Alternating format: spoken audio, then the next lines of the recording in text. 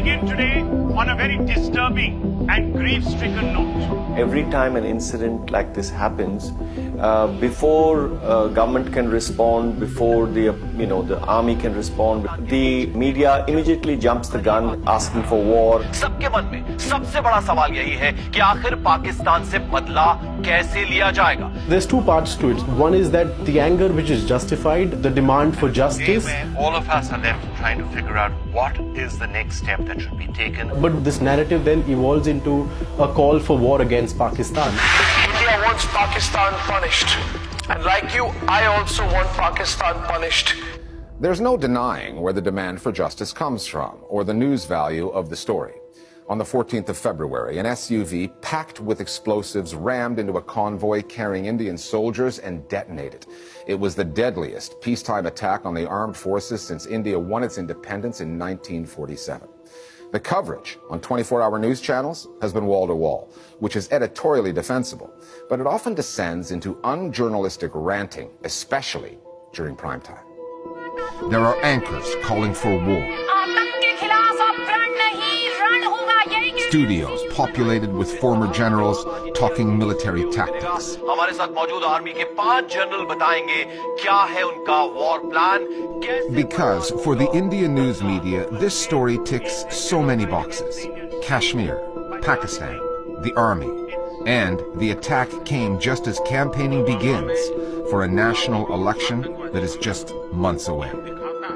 The attack has provoked a kind of, first of all, a national outpouring of grief on mainstream media channels and the spewing of lots of venom against various targets, particularly against Pakistan, but also against Kashmiris. पत्थर मारते मारते ये लड़के आतंकी बन जाते हैं. There's been a jump to assume who is responsible, to make people collectively responsible, and this is the case on many English language and vernacular channels. With the exception of a few sane voices, what you have is a completely absurd and very dangerous competitive jingoism that's perennially on display from all these anchors.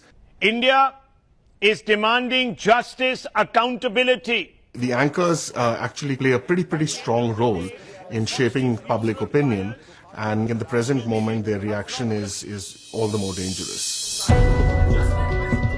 What makes Indian news channels unique is that there are so many of them, far more than any other country. India's media boom began in 1998, and news channels have since seen growth that is exponential. Indians can watch national news channels, regional ones, vernacular channels in various languages, more than 400 in all, pumping out coverage 24/7. The competition for viewers has an intensity like nowhere else. Many anchors feel the need to shout louder, more radically, just to be heard, seen, and clicked upon. And as political debate in India has grown more polarized, often over Prime Minister Modi's brand of Hindu nationalism, TV output has grown more debased. When that kind of coverage is fed into the Indian social media messaging machine, the effect can be dangerous. One of the anchors on a very popular debate, a primetime debate, actually said that You are either for or against the nation. You will be marked out if you're against the nation. And that's the same kind of rhetoric that I'm also noticing on social media.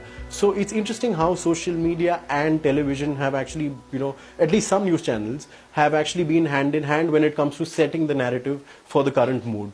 The Hindu right itself, more broadly, but the BJP as a political party has been very effective in using the internet in general and social media in particular. What they've basically done is they've very quickly kind of mobilized their forces to essentially see if they can actually hammer it into kind of their classic narrative of Hindus versus Muslims, the Muslim as the figure of the outsider, the Congress as a weak party, liberals as anti-national traitors, and so on.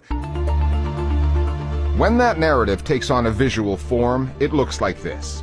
On the left is the suicide bomber responsible for the attack in Kashmir. On the right, Rahul Gandhi, the Congress Party leader running against Prime Minister Modi's BJP. It's a Photoshop job, and a crude one, but it's made the rounds on social media, designed to reinforce the notion that Congress is soft on Kashmir, terrorism, and Muslims in general. And there's the pro-BJP messaging online that offers the flip side, of the same basic narrative. Vote for Modi and his party if you don't want terrorists on your doorstep. Among the most disturbing social media material now being spread, the calls for attacks on Kashmiris living outside of Kashmir, many of them studying in cities to the south. You've got things like Share Chat, it's something similar to WhatsApp, but it's huge. And you've also got TikTok. You can make a 15-second video. And in these 15-second videos, people have been saying, come on, let's go out and get them. The single most disturbing aspect is the attacks on Kashmiri students. These attacks have been fanned by this kind of hysteria. Ironically, it's a government-sponsored scheme which is meant to draw Kashmiri students into the so-called mainstream of India. But these are the students who are now being attacked. Between WhatsApp, TikTok, ShareChat, Line, and Hike, India is awash with social media and messaging apps. There are 200 million users on WhatsApp alone, making the country the app's largest domestic market. And when WhatsApp changed its rules recently, placing new limits on the forwarding of group messages, it did so after first field testing those changes in India, an implicit admission of the social and political problems WhatsApp has exacerbated there.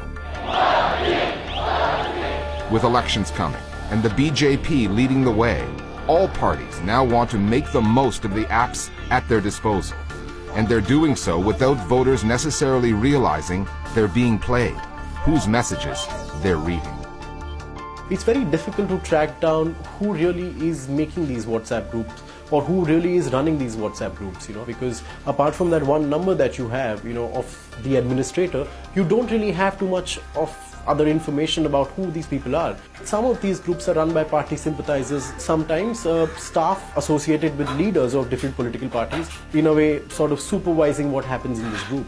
But the two big national parties, the Congress and the BJP, have both very actively made efforts to try and grow their base on WhatsApp. WhatsApp has become really, really crucial, but it's only crucial in a particular context. And that context is a mainstream media which does not always do the job that it should be doing, partly through fear, partly through pressure, and partly through political allegiance.